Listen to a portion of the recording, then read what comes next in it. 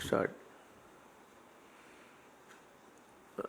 Good evening, my countrymen. For the nth time, I have lost the counting. I meet my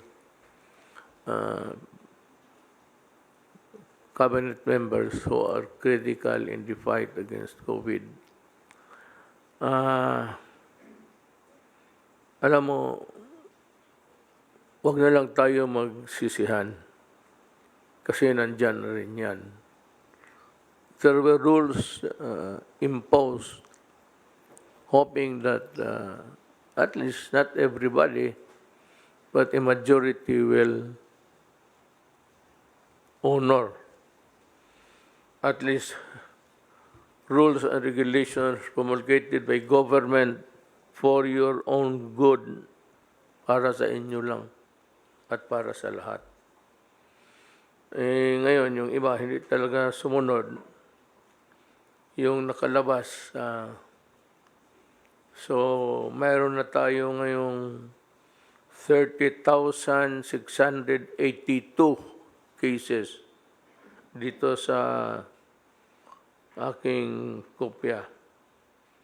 Ang fresh, may bago lang, it's 467. Yung late comers, ibig sabihin bago lang, is 163. Cases reported total is 630. Ang recoveries, which is a good number to me, is 8,143. Pero ang namatay, humahabol rin. It's 1,177. Medyo naghabulan lang ang patay, pati ang recovery. Though maganda ang recovery natin, mga kababayan ko, ang Cebu ngayon ang may problema. May problema sila. Alam mo kasi pag may problema, tapon na yan eh. If you solve the problem locally amongst the officials there, there's bound to be a derailment in the programs of government because they would start to blame each other. And nobody would try to introduce novel ideas or even to implement one that is already, a measure that is already of proven efficacy kasi nagsisisihan na. So, kayong mga taga Cebu, it's not that I do not trust your capability, but rather I said it's the penchant to go into a sort of a yung sisihan nga, tapos nobody would answer for anything. So, mga kaigsunan ako sa Cebu, both sa mga syudad o probinsya, akong ipadala si General Simato. General Simato is the Secretary of SADAR, sa DNR rather. I'm sorry. Sa DNR, sabi ko, kung maiwanan mo yung opisina mo sandali, total ikaw yung inuutosan noon ni GMA, President Arroyo, pati ako. Kayong lahat naman eh. Dito sa Manila, the head body of that is the IATF. Then, itong office ni Secretary Samato would be an adjunct to that body. So, he will exercise all the powers of that body upon notifying General Lorenzana, who heads the agency. All he has to do, not for permission, but just to advise Manila here that these things are being done, these things are not yet done, and these things must be done. So I cannot wait for the transition of communication of asking for approval. Then that is the bane of bureaucracy. Sa totoo lang. Yan ang tigabigay sa atin ng how would you tell it? A fractured communication even among the sometimes yung isang sulat hindi pinapansin. Kaya sabi ko kay General Simato, just exercise the powers of the task force. Anyway, you are an adjunct to an office there. I will just write a executive order. Puko na si Juan Bong Medaldia to follow, and he might fly anytime. You can use the Air Force or any plane that is available, government-owned.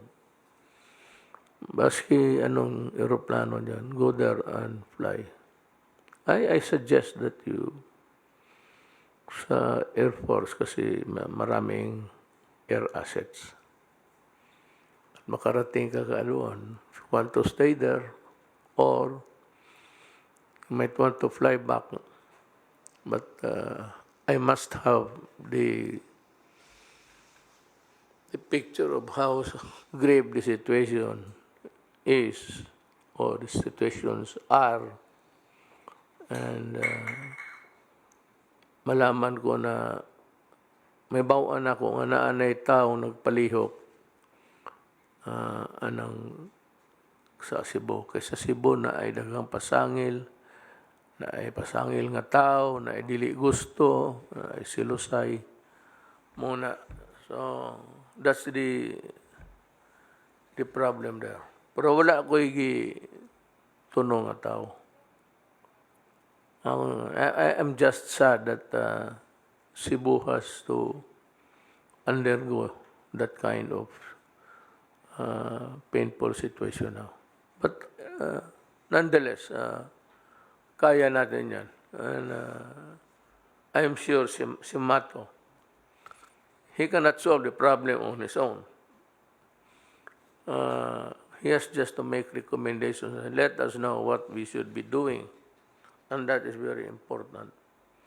It's part really of the intelligence work of any organization to know what is ahead and behind and on the side, so that you'd know how to prepare and go and fight the enemy, COVID.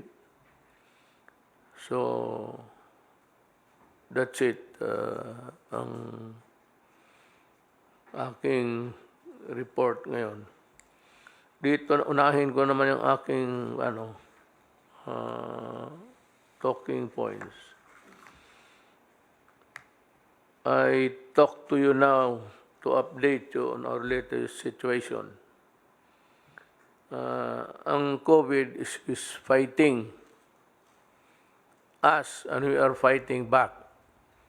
But ang masabi ko sa inyo na good news is that we believe, and I believe too, that many countries has now perfected some vaccine.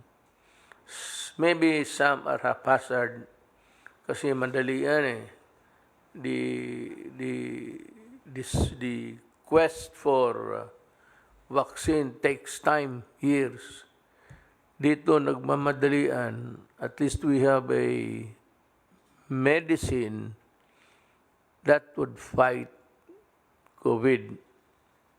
And sabi nila, ako, the nearest that I can explain to you is, kung baga germs ito, the antibiotic kills the bacteria. But the antibiotic cannot harm a virus or a virus. Again, hindi yan ang panlaban. Ang panlaban mo lang dito sa virus na to is really your body. Yung kasarili mong sundalo sa katawan na mag-fight sa kanya. But actually, ang mangyari kasi yan, na bigla pumasok sa katawan, hindi niya recognize kung ano yun. So he has to manufacture, just like what we are doing physically in the outside world. Yung ating body has to fight. Minsan na overwhelm, natatalo siya. That's why you fight for your life inside. Now, yung vaccine naman, dahan-dahan nila i-inject yan sa, I think it's a horse. Dahan-dahan pa, kagaya ng snake bite. Parang ano yan, antivenom. Inject mo na ng dahan-dahan, palaki ng palaki. Max nila, maximize hanggang ma-immune ang kabayo. Pagkagat nila sa cobra, baliwala.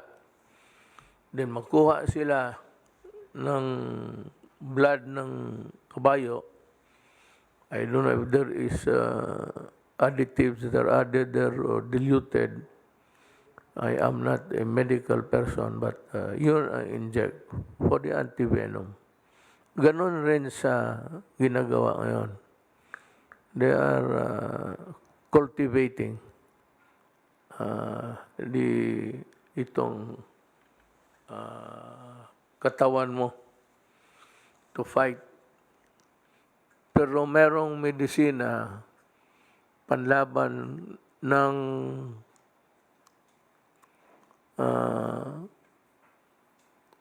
virus is yung parang papatay rin. That's independently of your body na yung vaccine. Meron ngayon, sabi nila, it can kill over time the virus in your body. Itong COVID-19. So, I am happy. Alam mo, sa totoo lang, if there is anybody who wants to be out, to enjoy, and even to live life normally, ako. Ako yung ayaw talaga sa itong lockdown. I hate it. I do not want even myself. Pero ang sabi ko sa inyo, kung kayo hindi makatiis at tinamaan kayo, sorry na lang.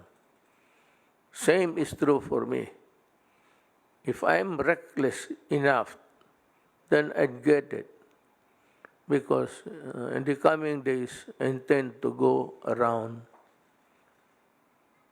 the country. Magbisita pa ako ng kampo ng mga military. So I'll just have to take precautions. Yun ang ano.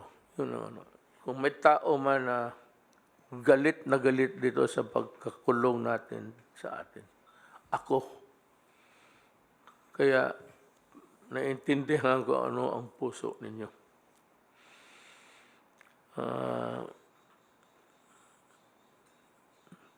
Naghahanap ako ng Emergency Operation Center. I'm sure Secretary Simato can look, as long as he has the support and assistance of the Cebu local officials, both national and local.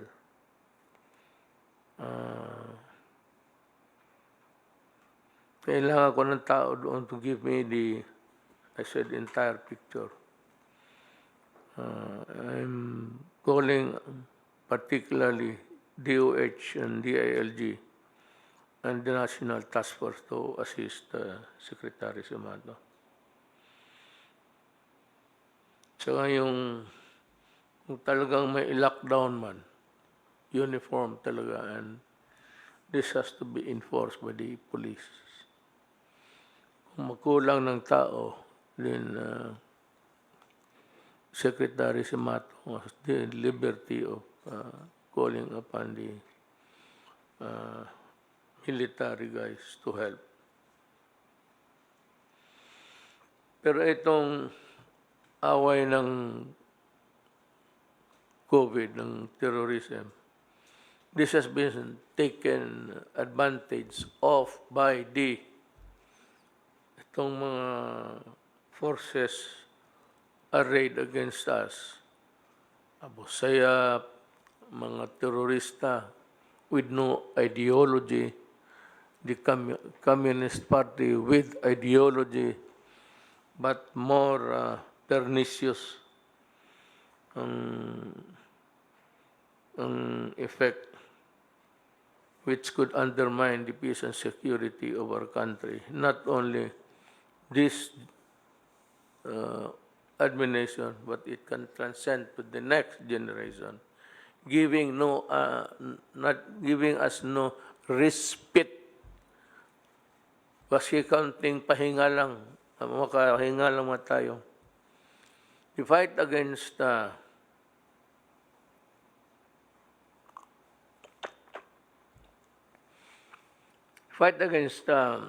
NPAs has long been there. It started in the 50s. Hanggang ngayon nandyan pa. It has undermined the national security of the country. Ngayon, at what point will the country suffer a downfall? I don't know. But if I do not do my duty now as president, as the other president did when it was their time, we might just bargain away, place in jeopardy the democratic values that the Filipinos have enjoyed for the longest time. Terrorism is number one in our list. Actually, the number one threat to the country, hindi Abu Sayyaf, hindi yung mga terorista of no value. Itong high-value targets, ito yung mga komunista. Kaya ang utos ko talaga sa armed forces, sa sundalo, pakan mo. Pakan mo. Kasi pag ikaw inabot, pati nga yung pulis nagsama doon ng mga gobyerno na nagtutulong sa mga tao. Pinatay pa ninyo lahat. Tapos, using a Gillette blade. Kaya ako galit sa inyo. There was never a time that we handled a prisoner na NPA na sa Mindanao na sinakta namin.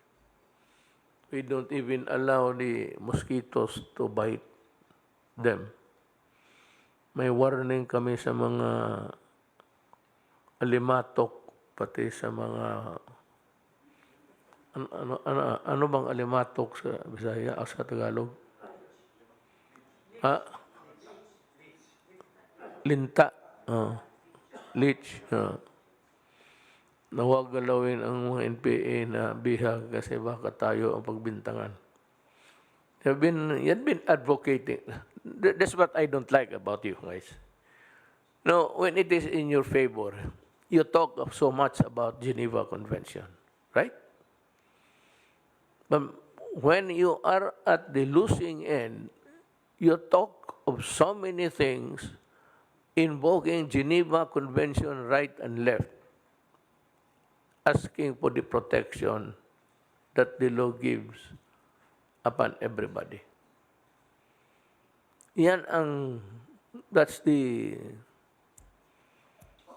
riddle that I cannot understand. Total, if you fight for as a matter of principle, panindigan mo, pinatay namin kasi kalaban eh. Mas matanggap ko pa yan. Pag sabihin mo na prisoner na, tapos luglugin mo ng jilet, pati yung pulis, nakita ko yung ano eh. Huwag ninyo akong bulahin, putang ina, nakita ko talaga yung sugat dito sa liig.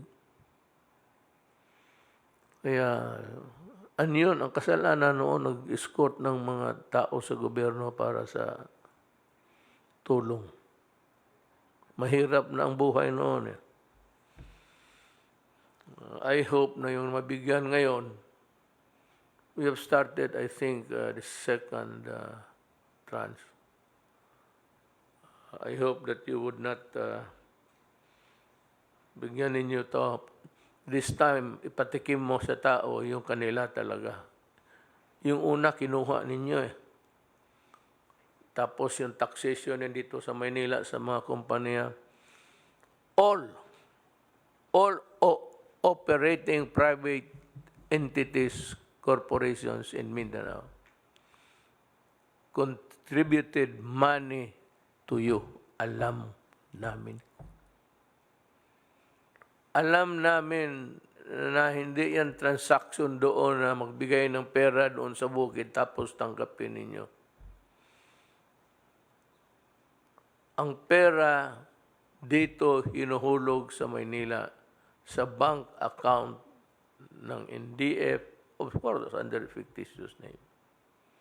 Well, all of these things I said, I hope that I will not have to do something to do more drastic, like just really looking at your bank accounts.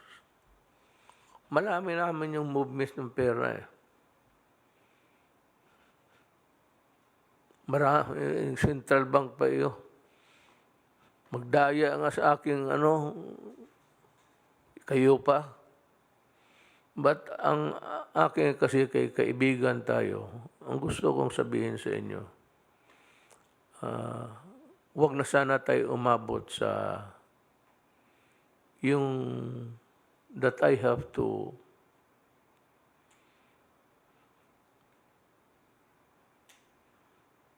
kill you. Kung wala nang iba, you really want to heal it, sabi, huwag mo nang hintayin na patayin kita. When I say patayin kita, hindi man ako ang papatay. Lahat tayo magpatayan, including me.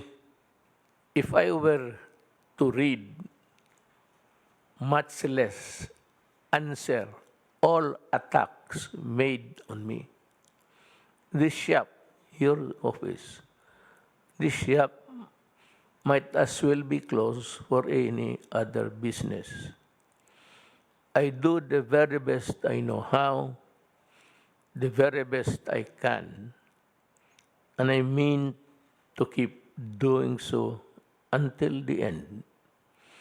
If the end brings me out all right, what is said against me won't amount to anything.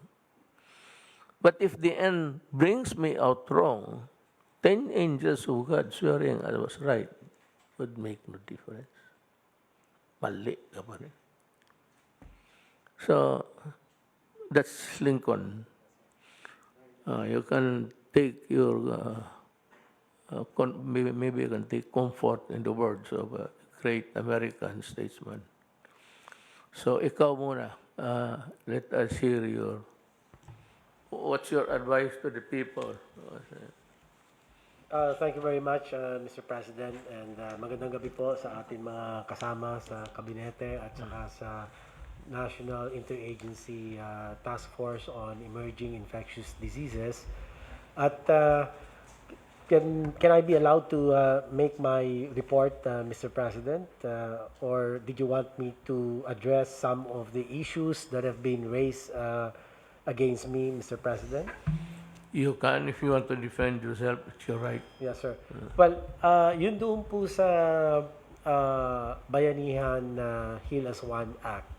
Meron pong provision ng batas na nagsasabi na kailangan na tulungan ang mga pamilya na namatayan.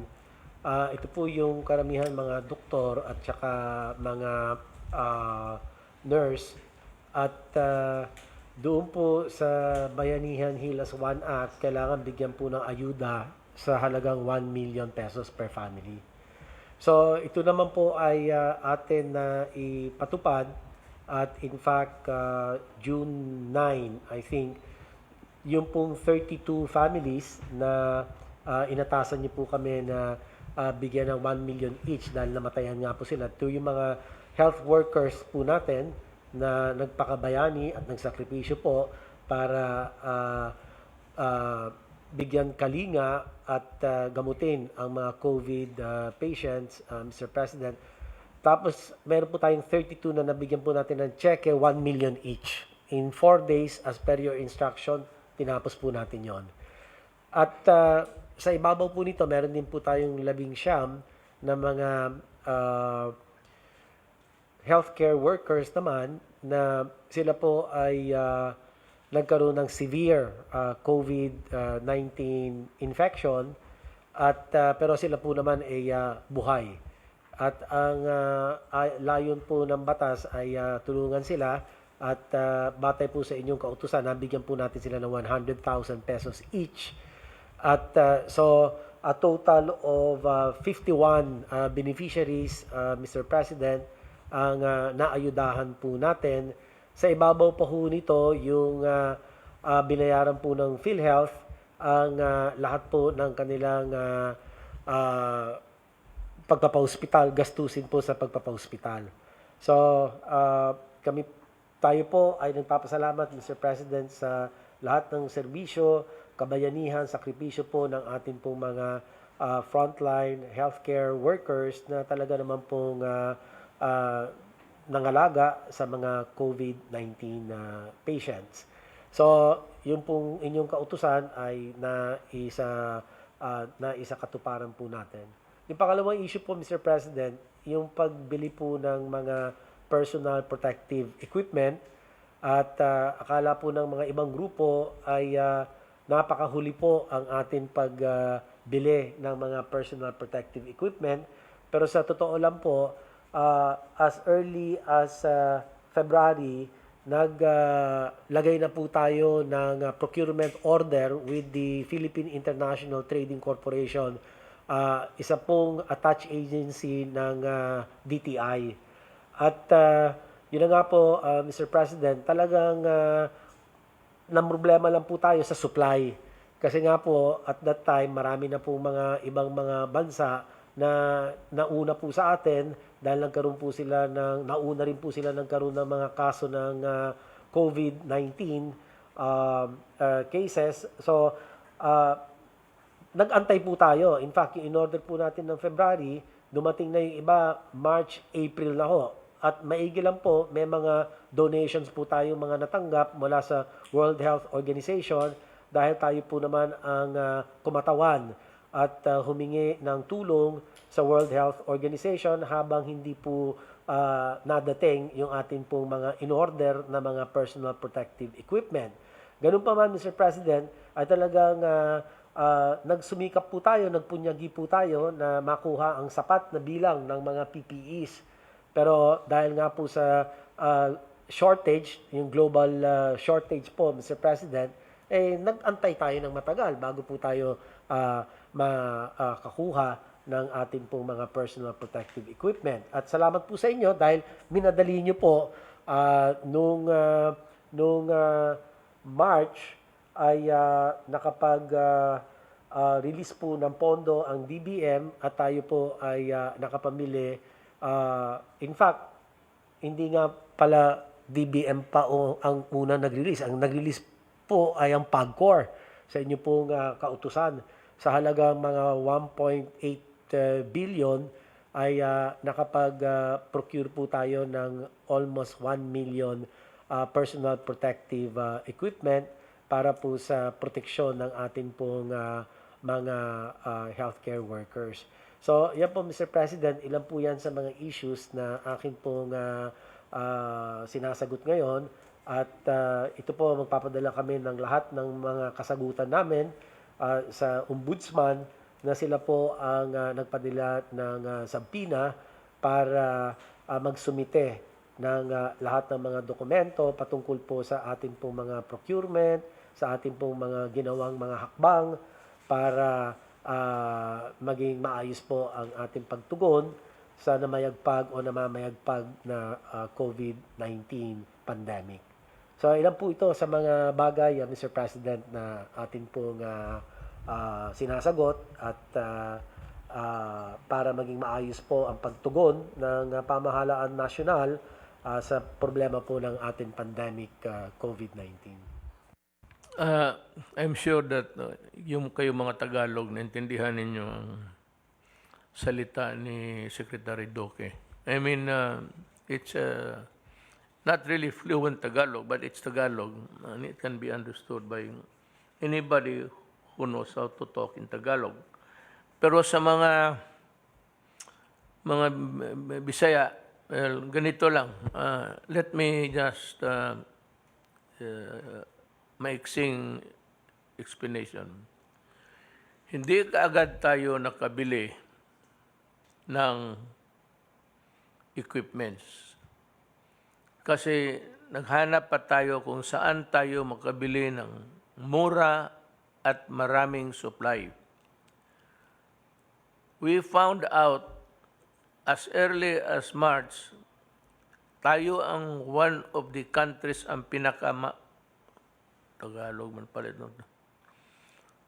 Kitay unang nasod nga nakaalinggat nga na ay problema. At ang tawag ana pandemic. Na ang katong mga tao, katanan, Tagalog, Ilocano, Bicolano, Bisaya, Waray, sabta ninyo nga ang sakit nga niabot sa ato, pandemic, bot pasabot tibuok kalibutan. Unya, daghang mga mopalit na og mga personal protection gear, mga medisina tanan, mga wheelchair, na unhan ta kay kita ra may mga usas mga pobre. Pero ang World Health Organization is a very fair body. Murag ilang gi hatagang yun tanan, pero dili yun kompleto. Now, maingon mo, nganong wa mo ka-preparar? Dili na sa preparasyon. Tungod na sa kadaghan, pandemic tibuok kalibutan, igo. Bot pasabot, og imog yung hunahuna og mayo, pwede ang tanang tao sa kalibutan, maigo, mamatay. So, dili na yung sakit nga kolera o iltor o unsa ba diha nga influensya nga naanay mga tambal daan. Kani walay bakuna.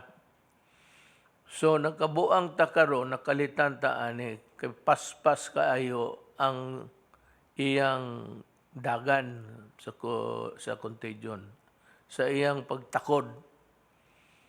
Muna na late o gamay, pero dili giingon way gibuhat ang Department of Health. Ang kwarta, wala po na, sigurado ko, I am very sure and I place my reputation sa kang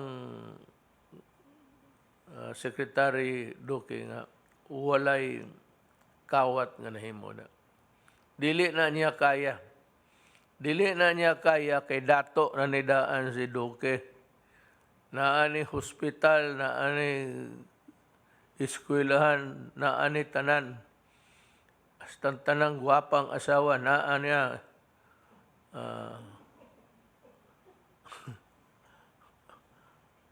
muna importante, tanang gwapa. Wala na. Unya katong ubang purchases, wala na ako gihatag. Ako yung gituyo, gihatag na ako sa IATF. Panungo ang unang under ni Secretary Lorenzana, si General Lorenzana, General Galvez, o si General Anyo sa DILG. Sila mo'y akong gihimong task force. Sila'y namalit, ana. Wala na'y kiingnan tamo, naay kuan diha po, naami nakitaan diha sa Department of Health. Mobit ito itong gitangtang na ako dayon. Basig diha. Pero sa uban, so I stand by, taya ko yung reputasyon ko as president na sa lahat. Walang kalukuhan nga nahitabo. Muna nga, kamong mga taga Cebuano, ay lang mo kasuko na ako. Magprangka lang ta. Mas may na magprangka ta. Kamana man ko sa inyo. Pag-abot na ako sa inyo, prangkahan ta mag-usap. Gaya mag-ulo eh. Ayaw ko kasi sabi ko kay Bong, kanina kay Bong, isulti ba na ako? Dili man good na karon lang. This is not the first time. This is not the first national emergency na ang Cebuano is murag pandali hinay kayo mo hinay mulihok mulihok pa magyaw-yaw pa kay Cebuano suburbio mo gini ako ikasulti ninyo. Yung mga tanan na ana sa balay na hipos na kamo sa Cebu perting motor ninyo di Talisay so report sa ako military murag palengke mo kada adlaw si panusuroy-suroy.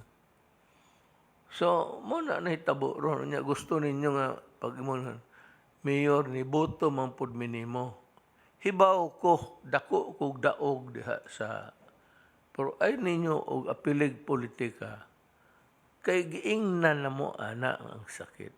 You were forewarned in advance that there was this very dangerous microbe called COVID-19. We were given the proper advice by the World Health Organization. Some provinces followed ang kamo na noon, sige na magsuroy, sige. Nahibaw ko. Wala ko magkuhan. I'm not trying to, hindi ako nagmahay ba. Nagsisisi sa inyo. Dili na. It's not, that's part of our program na magsige tag pang-leksyon og tao. Pero mo ginay nahitabo. So, si Roy, General Simato, o si General Anyo na assign siya. General Lorenzana, kaila ko niya kay General Galvez, na-assign na sila sa Mindanao. Kaila, ginako, umurag kaila. Murag barkada. Kami ni Delphin. Barkada may ano. Murag, inigsuon yun among tagad. Minamaya ba? Kasi asa may makita. Pero, wala ko magduduha sa ilang kaligdong sa ilang pagkatao. Honest with integrity. Anyo. Galvez. Si Roy. Si Roy di kay tigsulti. Diretso lang pabuto. Wa na istorya. Roy, adto tanawag unsay problema nila. Tabangi sila. Pahibaw ako unsaon ako pagtabang. Mura na. Mura ko ikasulde. So, salamat sa imong gamayng panambag sa mga tao. Who else? Roy, you want to say something about your designation? Sige magtando ni si Roy. Sige lang. Third, si Roy mo gini sundalo. Tinuot pa. Kuwa'y tingog. Sugoon ni Gloria ni adto sa hulok niya. Pag-ispadahay mo ni Saddam. Adto po siya sa Bulok sa Iraq. Nagdasa sa espada, kay espadahay sila ni Saddam. Nauna siya sa Amerikano. Sa Libya mo po. Ang padaan ako sa Libya. Lately, padaan ako siya sa Libya gihapon tungod sa mga Pilipinong tuangan to. I'm satisfied. Nandoon pa ba yung is it wrong for me to ask? Nandoon pa tong truck na akong barko dito, magipa-parking. Yung frigate na sabi ko iparking mo muna diyan sa ano. Bumalik. Pasya lang. At least kita ng mga Pilipino doon na handa ako magipagira. Basi gamay rin yung atong nasod.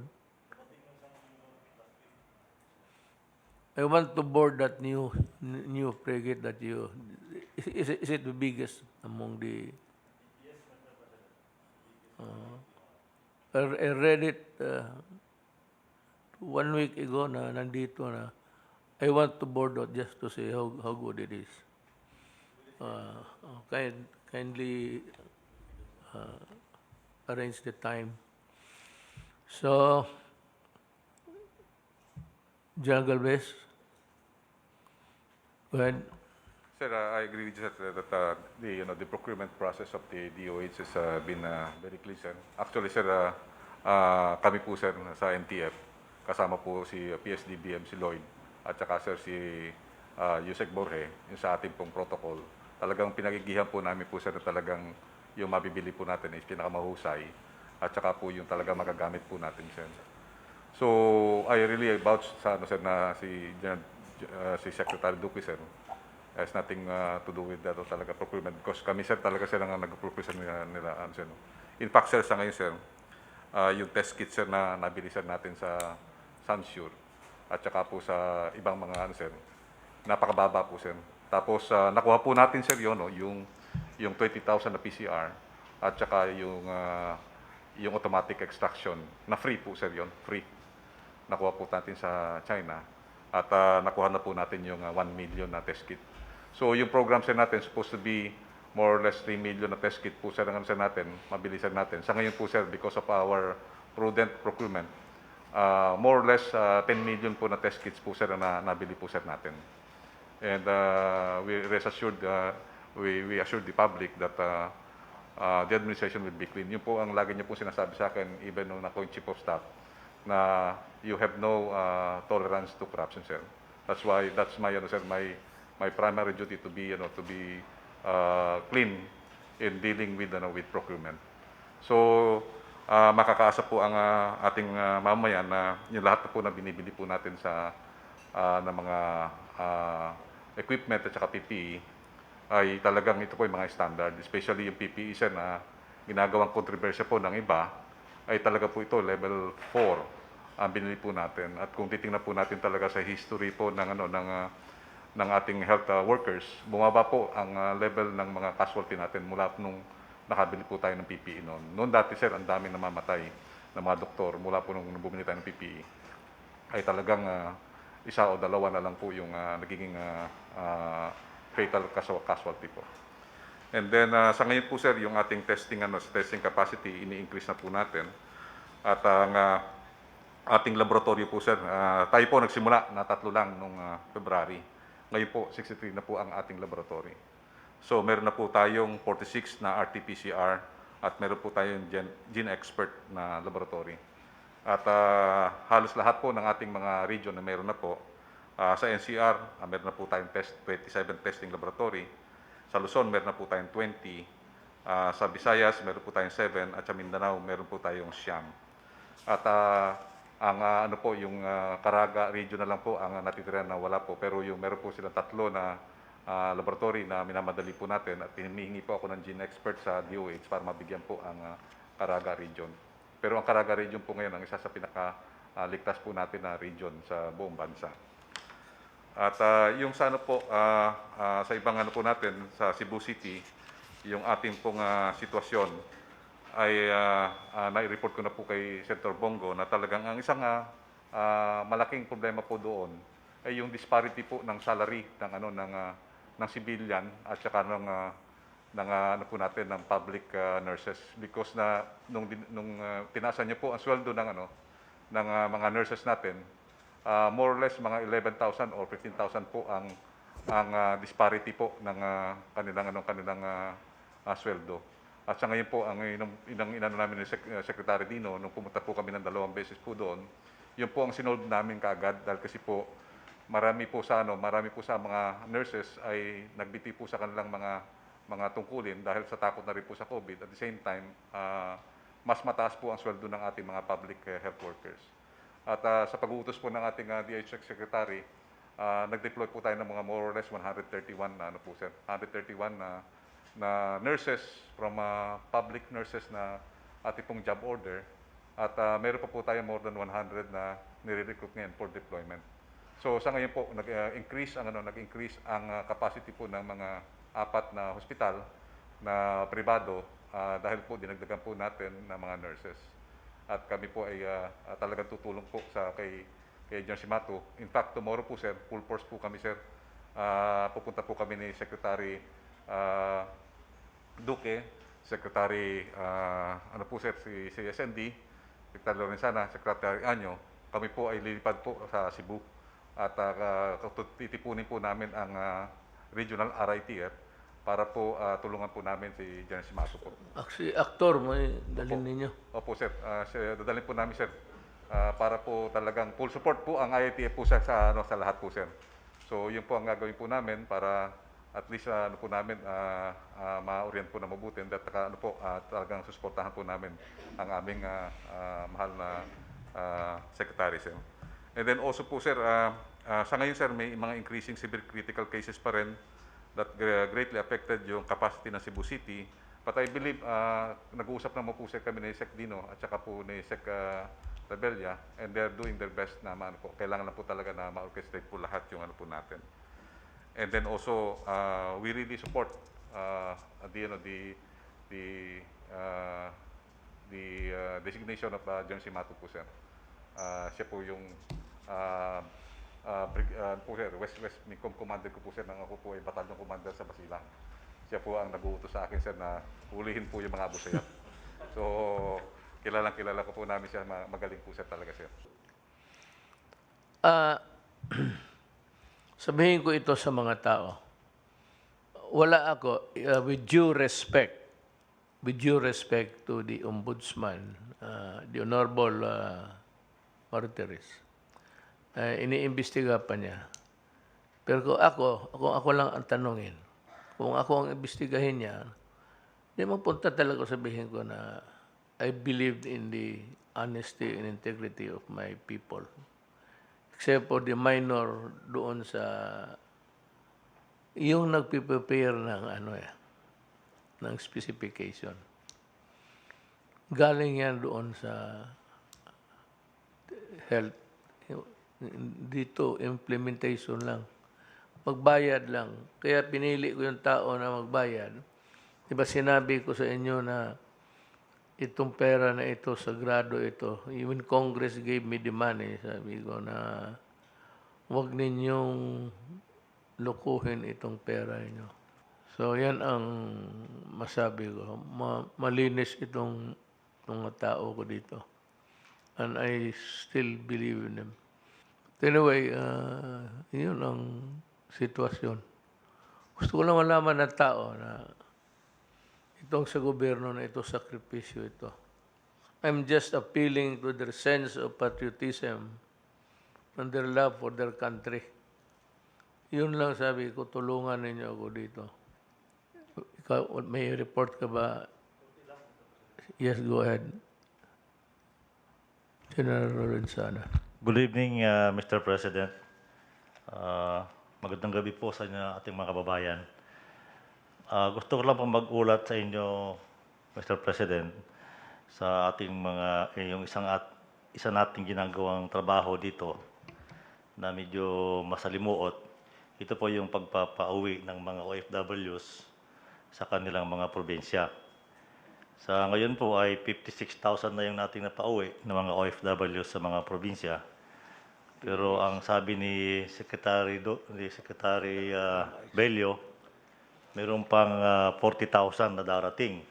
Itong darating na 2 buwan. Okay na po yung ating, naiulat ko na rin last time, na okay na yung ating mga sistema para mapabilis silang makauwi sa kanilang mga probinsya. Isa pong umuwi na rin dito ay yung mga kabayan natin na naipit sa ibang lugar na gusto nang umuwi rito. Yung stranded. Stranded po sa ibang bansa. Ibang bansa na gusto umuwi rito. Unti-unti na po sila umuwi. Karamihan nito ay galing sa United States. Meron ding isang eroplano na nanggaling sa Indonesia na gustong bumalik dito. Ito po ay inaasikaso namin sa airport at saka sa seaport kung may dumarating ng mga OFWs.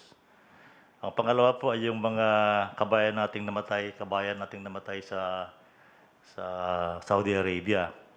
Ang sabi po ni Secretary Bello ay mayroon tayong 280. Hindi po ito COVID-related, sabi niya. At ang usapan namin kanina ay mag-arkila siya ng cargo plane, aeroplanong pang-cargo para maiuwi sila dito at makauwi naman sa kanilang pamilya. Ang pangatlo po ay yung mga locally stranded individuals. Hindi po may paliwanag na kadahilanan, ito ay mga nagpuntahan sa airport. Pero wala naman silang sasakyan, kaya ang ginawa po natin ay Salamat. dinala natin sila sa Villamor Air Base at saka sa Port Bonifacio. At doon sila ngayon naghihintay ng kanilang masakyan papunta ng probinsya. Ang problema po rito ay wala tayong makuhang sasakyan kasi nga wala namang ahensya na sasagot ng mga pamasahe nito. Ang pinagtitiyagaan po natin ay yung ating Air Force planes at saka yung mga barko ng Philippine Navy. Meron po yatang mga 40,000 dito sa Metro Manila na mga locally stranded individuals. Karamihan po ito, Mr. President, ay meron silang mga ticket sa airlines. So, hinintay po natin na magbukas yung mga paliparan sa probinsya para makapagpalipad na itong ating mga airlines para maiuwi itong mga locally stranded individuals. Ang kung ko lang po, pakiusap natin sa mga locally stranded individuals ay huwag po kayo magpunta sa airport kung wala kayong sigurado masakyan. Dahil magkakahirap-hirap po ang ating buhay doon. Wala naman kayong matirhan sa airport at pati pagkain ay sinasagot na ng Philippine Army at saka Philippine Air Force at sila ay nahihirapan din. So pakiusap lang po, huwag kayong magpunta doon kung wala kayong siguradong masakyan. Yun lang po, Mr. President. Thank you. Wala na ba? Sir. Yes. Roy. Mr. President, good evening. I fully accept your challenge you gave for Cebu, Mr. President. Just like the orders you gave to me before to go to Boracay, and we changed the cesspool image of Boracay into what it is now. Then you Manila Bay. Manila Bay mo. Malinis na. said, Manila Bay. and you ordered me to clean the waters of Manila Bay to implement the order of mandamus of the Supreme Court, and within the year, Mr. President, Nag-report, may I interrupt you? Nag-report ka na doon sa Supreme Court? Compliance mo sa mandamos nila? yes, sir. Yes, Mr. President. Yung dalawang ano ko kasi sa Supreme Court, the first is the mandamus, Mr. President. This is a continuing mandamus, and we expect to make the initial compliance to the Supreme Court this year, because we expect that the Manila Bay will be compliant in the portion of the Baywalk area towards the Pasig River and the Parañaque River. This is what we can probably finish this year, Mr. President, and probably next year towards Bulacan.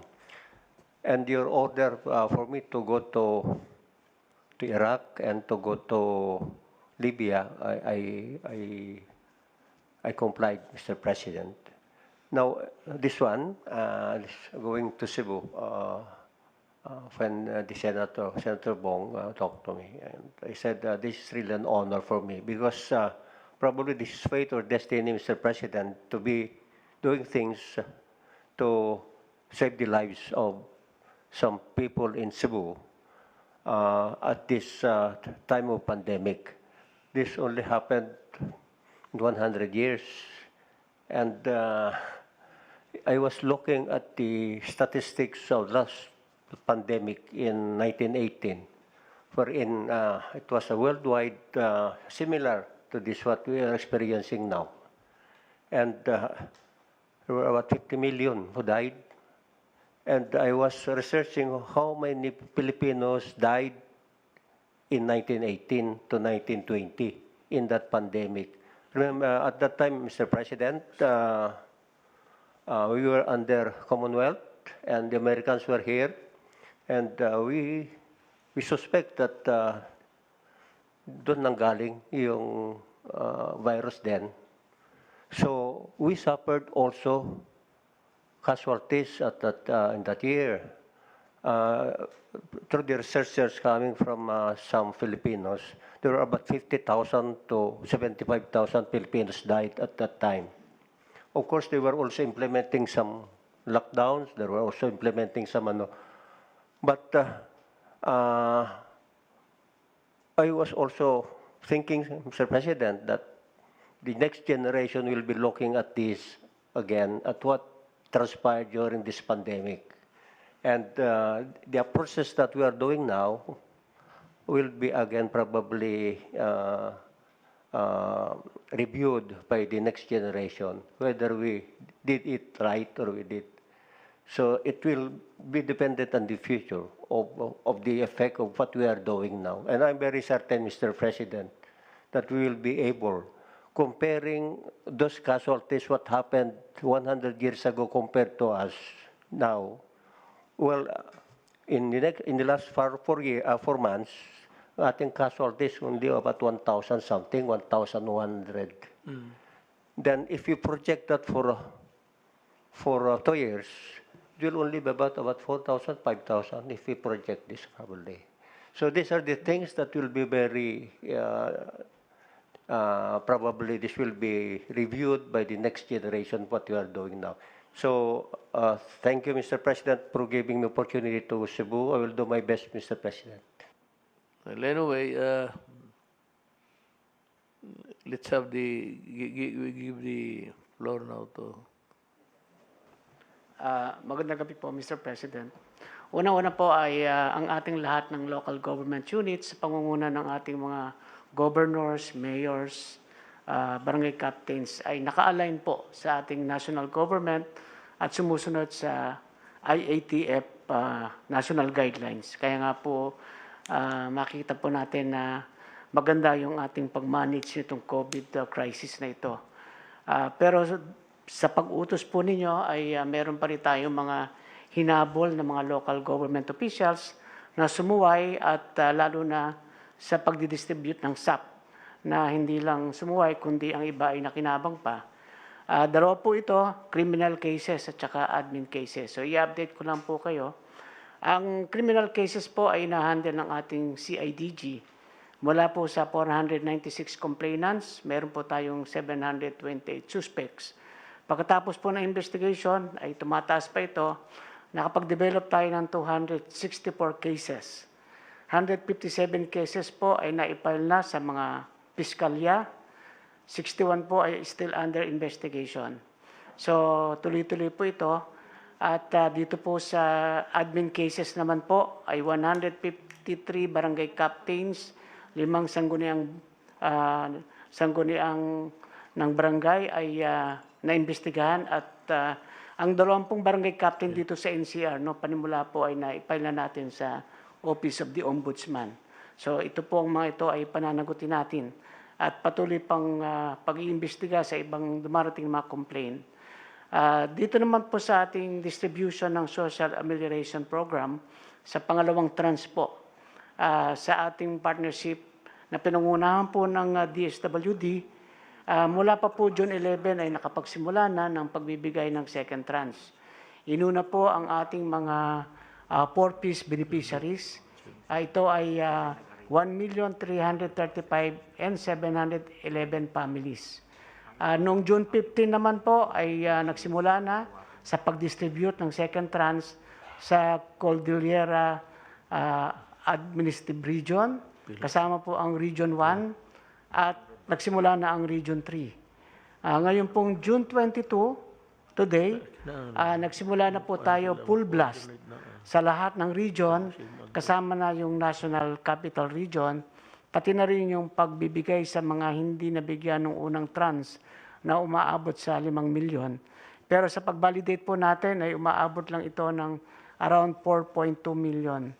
As of June 19 po ay 6.7 billion na po ang naipamigay ng DSWD. And we expect po na within this week ay matatapos po natin itong lahat. Sa Cebu naman po, kung saan ang ating concentration, dinagdagan na po natin ang ating kapulisan doon sa pag-i-implement ng ECQ. At mula po noong June 15, 1,363 violators po ang na-apprehend. Ito yung mga hindi nagsusuot ng maskara, ito po yung mga sumusuway sa mga physical distancing at kung ano-ano pa po. Ang ating effort po dito ay matulungan ang Cebu City LGU para po maiwalay natin yung mga positive dito at mailagay talaga sa mga tunay na mga COVID isolation facilities. Sa dako naman po ng contact tracing, meron po tayong 3,440 teams. Ito po ay binubuo ng 52,794 members. At ang ating pong efficiency ay 96.77% with a case close contact ratio of 1:5. So maganda po itong numero na ito. At nakahanda na rin po kami na mag-hire ng additional 50,000 contact tracers para po sigurado na mapag-ibayo pa natin yung contact tracing. Dito naman po sa usapin ng LSI, ang gagawin po namin dito ay i-organize namin ito sa tulong po ng mga LGUs na tatanggap. Ayaw na po natin yung barya-barya na nakakalusot yung iba at hindi po na i-quarantine. So, ang balik probinsya po ay isang magandang huwaran sapagkat yung balik probinsya, organized po eh. Pag alis pa lang dito sa Manila, alam na ng LGU kung ilan yung darating, sasalubungin nila at diretso sa quarantine at maayos ang lahat. Wala pong nakakalusot. So sa ating pong LSA ngayon, gusto po natin ay ganun din. Alam ng LGU na darating ang ganitong karami at kailangan po ay nakahanda yung kanilang isolation facility sapagkat kung puno po at darating ang mga kababayan natin at hindi rin nila maiko-quarantine, doon po nagsisimula yung tinatawag nating contagion or infection or contamination. So kailangan po talaga ay organized at coordinated at ito po ay pag-iibayuhin namin kasama po ang ating National Task Force. Sisiguraduhin po natin na maihatid ang ating mga kabayan ng ligtas. Gagamitin na po natin yung ating mga barko ng Philippine Navy, Philippine Coast Guard at kung ano pa yung marerentahan natin para bultuhan po ihatid natin doon sa mga nakahandang LGU. So yun lang po, Mr. President. Maraming pong salamat.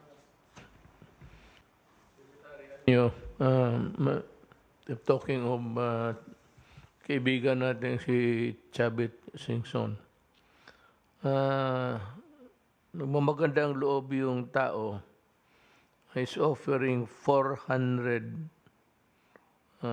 buses at the disposal of the task force yan. Ang July 4 for Mindanao, ang July 5 para sa Visayas. 400 buses yan. kayo na ho ang mag-ano kung distribute so that maybe the target areas where they should be delivered could be as near as where the trucks would head for and park there for them to disembark. Ang pakiusap lang, just like your statement now, na tanggapin lang yung mga LGUs, tanggapin nila yung mga tao. Pakiusap. Pero actually, huwag mo na sabihin, maaway lang. They cannot refuse to Filipino. Utang na patay ka dyan. Cannot do that, deny the Filipino to go home. Mahirap yan. Tapos, asympathetic.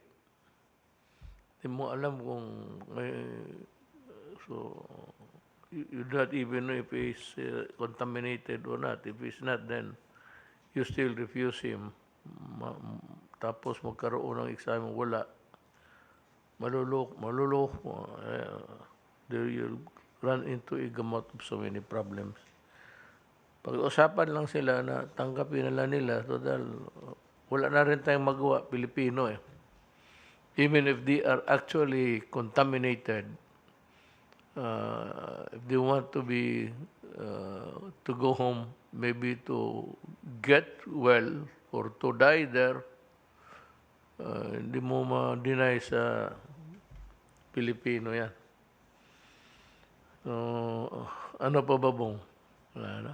Wala na. Del, is there something? Wala na. How about Secretary Roque?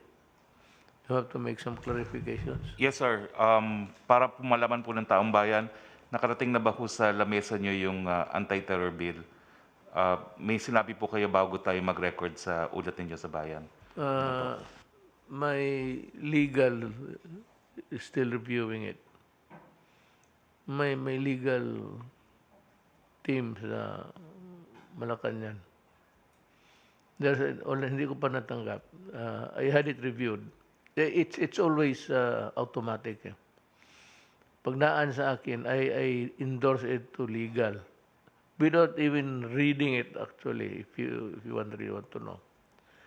It's legal who will return it to me with a recommendation whether I will approve it or not.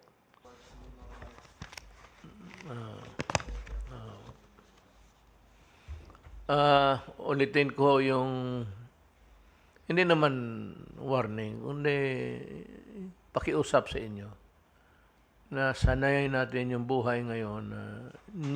Bago na talaga ang pamumuhay, ang diskarte, maglakad, paggalaw, social distancing, hugas kamay, mask, tapos kung maaari, limit mo yung labas mo.